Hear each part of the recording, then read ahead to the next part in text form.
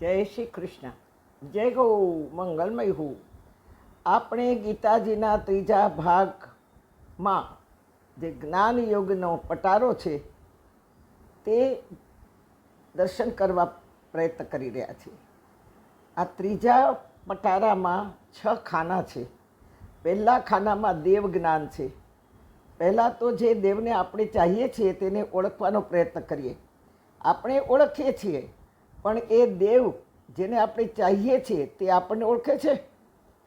તેવો ઓળખવા જોઈએ. તો જેમ અગ્નિ પાસે કચરો બળે તેમ દેવો જ્યારે આપણને ઓળખતા થશે ત્યારે આપણો ખોટા કર્મોનો કચરો બળશે. પણ શરત એટલી છે કે પાછો આ કચરો ભેગો થવો ન જોઈએ, પાછી ભૂલ નહીં થવી જોઈએ. ભૂલની ક્ષમા હોઈ શકે, પણ ઈરાદાપૂર્વક કરેલી ભૂલની ક્ષમા નથી.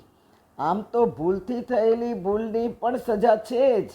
જુઓ ને, આપણી સામે જબરદસ્ત એક દાખલો છે, પ્રત્યક્ષ બનેલો. દશરથ રાજાએ શ્રવણને ભૂલથી બાણ માર્યું હતું. ભૂલનું પ્રાયશ્ચિત પણ કર્યું હતું. જિંદગીભર શ્રવણના મા બાપની સેવા કરવી અને હું શ્રવણ બનીને રહીશ એવો પ્રાયશ્ચિત પણ શ્રવણના મા બાપ સામે દશરથ રાજાએ કર્યું હતું. હા, છતાંય શ્રવણના મા બાપે દીધેલો શાપ એમને લાગ્યો જ. શ્રવણના મા બાપે શ્રાપ દીધો હતો દશરથ રાજાને કે અમે જેમ અમારા પુત્ર વિયોગે મરીશું તેમ તું પણ નાશ પામીશ, તું પણ પુત્ર વિયોગે મરીશ. તમને ખબર હશે કે તે સમયે દશરથ રાજાને બાળકો નહોતા. ત્યારબાદ વશિષ્ઠ બાપજીએ પુત્રેષ્ટિ યજ્ઞ કરાવ્યો. યજ્ઞ દેવતા ખીરનું પાત્ર લઈ પ્રગટ થયા. ત્રણેય રાણીએ પ્રસાદ ગ્રહણ કર્યો અને 4 તેજસ્વી પુત્રોનો જન્મ થયો. એમાં આપણા હૃદય સમ્રાટ પ્રભુ રામ પ્રથમ થયા, સુમિત્રા અને લક્ષ્મણ થયા, ભરત અને શત્રુઘ્ન કૈકેયીના થયા. શ્રવણના મા બાપે આપેલો શ્રાપ આશીર્વાદ બની ગયો. કારણ કે જ્યારે દશરથ રાજાએ ભૂલ કરી ત્યારે એમને બાળકો નહોતા, પણ જ્યારે કહ્યું કે તું પણ તારા પુત્ર વગર ઝૂરીને મરીશ, તો એ આજે આશીર્વાદ બન્યા. અને એક પુત્રને બદલે 4 પુત્રોએ જન્મ લીધો. અને એમાં પણ પ્રભુ રામ અવતાર થઈને પૃથ્વી પર પ્રગટ થયા. અને દશરથ રાજાના મૃત્યુ સમયે આ 4માંથી એક પણ પુત્ર હાજર નહોતો. પ્રભુ રામ અને લક્ષ્મણ સાથે વનવાસ ગયા, જઈ ચૂક્યા હતા.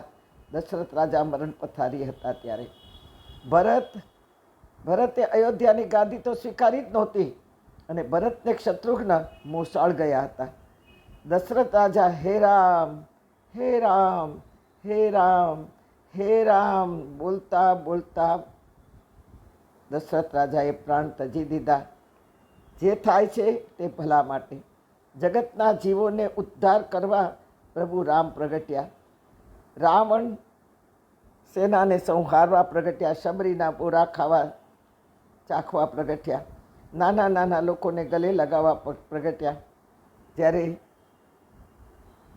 એક રાજા સિંહાસન પર જ બેસીને ઓર્ડર કરે કે આજ્ઞા કરે ત્યારે એને પ્રજાની શું ખબર પડે કે પ્રજામાં કેટલા દુઃખો છે, કેટલી અછત છે, કેટલાને અણગમા છે, કેટલા જબરજસ્તીથી જીવી રહ્યા છે, કેટલાકોને મારી રહ્યા છે, કેટલાકોનું ખૂંચવી રહ્યા છે, લૂંટવી રહ્યા છે. રાજાને ક્યાંથી ખબર પડે? તેથી આ બધી લીલા હતી. અને ખરેખર જગતના જીવોને ઉદ્ધારવા માટે પ્રભુ રામ પ્રગટ્યા. રાવણ સેના સંહારે શબરીના બોરા ચાખે. પ્રભુ રામ રામ બોલો, હરે કૃષ્ણ કૃષ્ણ બોલો. હનુમાનને ગલે લગાવે, હરે રામ રામ રામ. હરે કૃષ્ણ કૃષ્ણ હરે હરે રામ હરે હરે હરે કૃષ્ણ